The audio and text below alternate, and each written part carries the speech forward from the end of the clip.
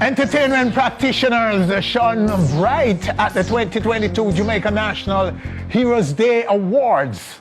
Among those recognized by the government of Jamaica is Chicago-based Dr. Ephraim Martin, founder of the International Reggae and World Music Awards, IRWMA, and many other entertainment events offshore Jamaica. Right now, right here on our stage, Dr. Ephraim Martin.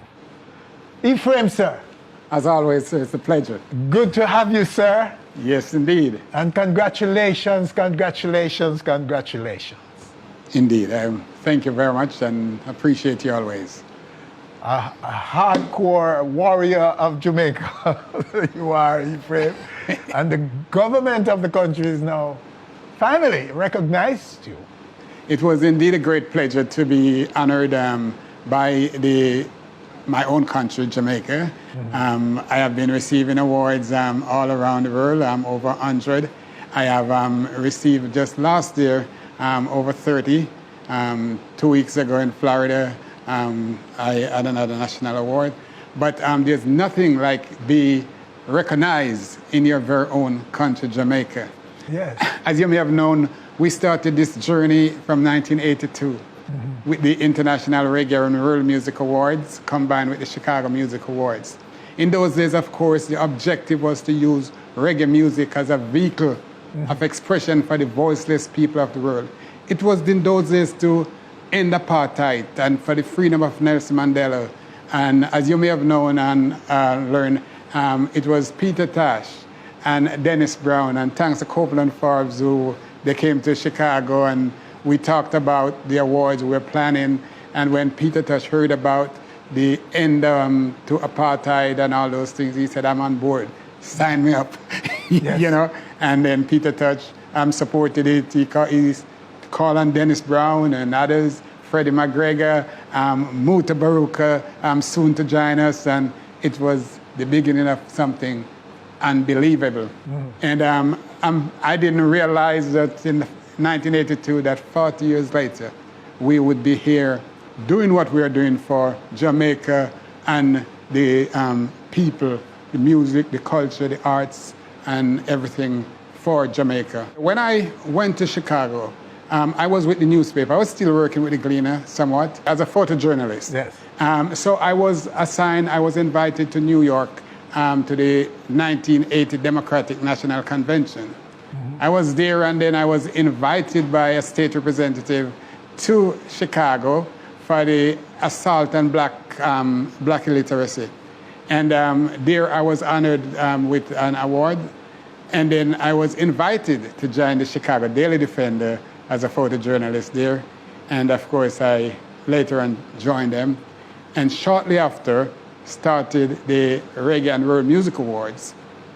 Now, in those days, Earl Washington was the Congressman Washington before he became mayor. And we were talking in a schoolroom, and he was telling me about the history of Chicago, that it was founded by a black man, and DuSable, but he was never given his respect.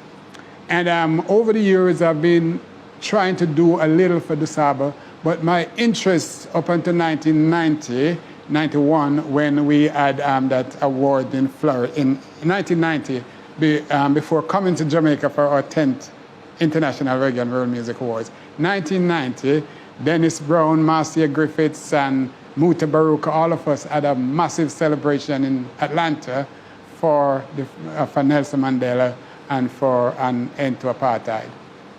So it was shortly after that when we started the movement. After that victory, we started the African Caribbean International Festival of Life. Because we learned of a man, when I walk into the Chicago Historical Society, I was greeted with a picture of a white man as the founding father. And I said, no, this can't be right. We have to do something about it.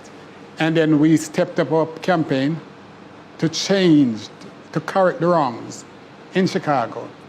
And then, of course, in 1995, Muta Baruka and Freddie McGregor and other world music entertainers joined us in what is known as the City Front Center. This is where this black man started Chicago in 1779.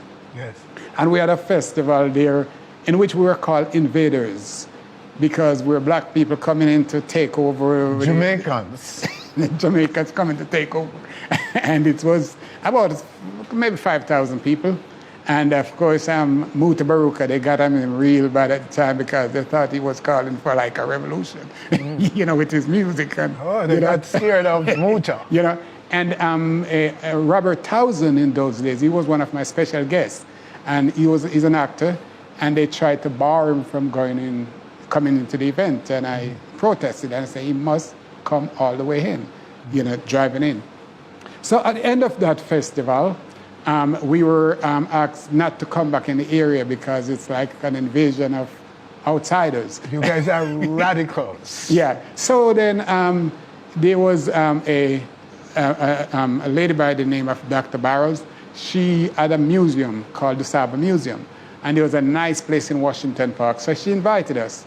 And we moved to Washington Park, where you have been to in several occasions. And the awards have been there. Over the years, we have been trying to push for DuSable, but it was falling on deaf ears. But following the death of George Floyd, that's the time that morning we said enough was enough. I sent a letter to the governor of Minnesota, and in 2 days he replied to say, there's nothing he can do, we have to wait, our turn, we have to wait, and the process.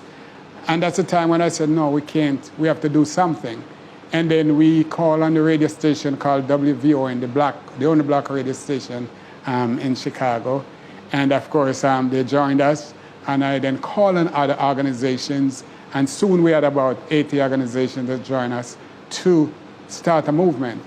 And then my wife and I, Justice Shelvin Hall, we started what is known as, under my foundation, Martin's International Foundation, we attached, registered the Black Heroes Mother Coalition, and with some 80 organizations, we took to the street. And on July 4th of 2020, we took to the street. And when we took to the street, the police, they all came out and said, no, it could not go on. But we were determined. The mayor was driving around. She didn't come out of her vehicle, but she was observing the county president and everyone. I was able to get someone from the city council by the name of David Moore to present the ordinance in the city council. And with that, we said, we are going all the way. We're then calling for a major monument for DuSable, no less than 25 foot. We want Lakeshore Drive, the most popular street in the nation. Not just Chicago, but one of the most popular streets in the U.S. Yes, to be renamed DuSable Drive. Yes. And then we also called for a city holiday.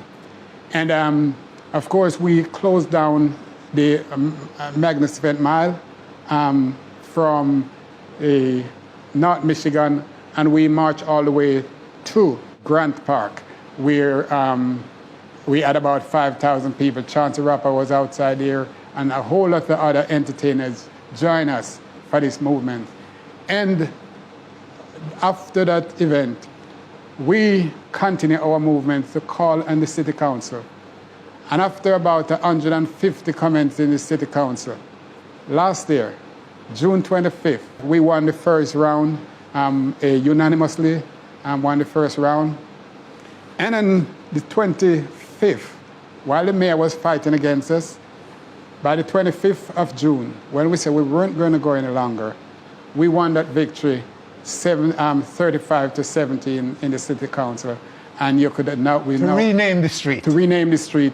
And we now, when you go to Chicago now, it's no more just Lakeshore Drive, it's Jean-Baptiste Point DuSable Lakeshore Drive, the longest street in the nation, in America.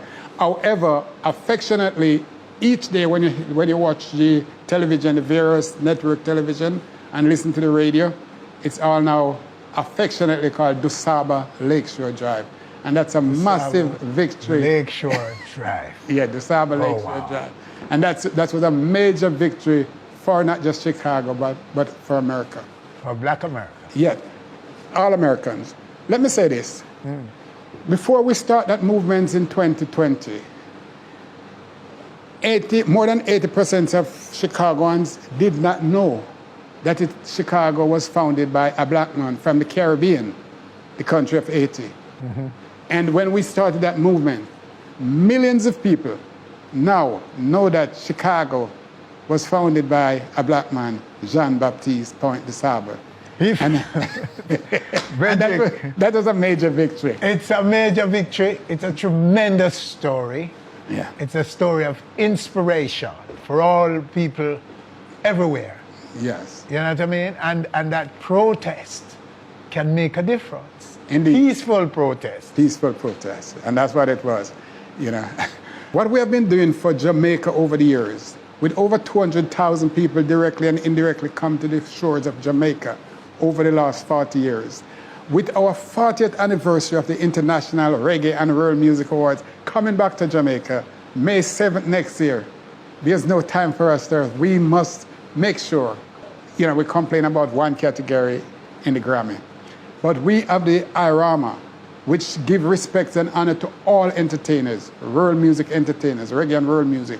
From Africa, Jamaica, throughout the Caribbean, we honor them all. So the award will be back next year. The award will be back in Jamaica. When exactly? May 7th of next year. And we're now getting ready for our 41st Chicago Music Awards in February. And then we are right after that we are right here in Jamaica for the 40th anniversary of IRWMA. If you go to martinsinternational.com, you'll learn all about Martin's, the work we've been doing. Yes. But if you go to IRWMA.com, you'll know about the Reggae and World Music Awards. The ballot will be available soon for those in the music industry only to help us to select the nominees for the awards. Once the nominees are selected, then the general public worldwide can participate in selecting the winners. If you just give me 1 second to thank some of our outstanding team members here in Jamaica and overseas, my wife, of course, and all the players and the people who have been supporting us in Jamaica. We want to say a very special thanks for your support, because without them, I couldn't be here speaking to you today. But the support of the industry members here over the years help us to be where we are today. That's why he's awarded. He was recognized by the government of Jamaica at this National Heroes Day Awards 2022. All right, stay with us right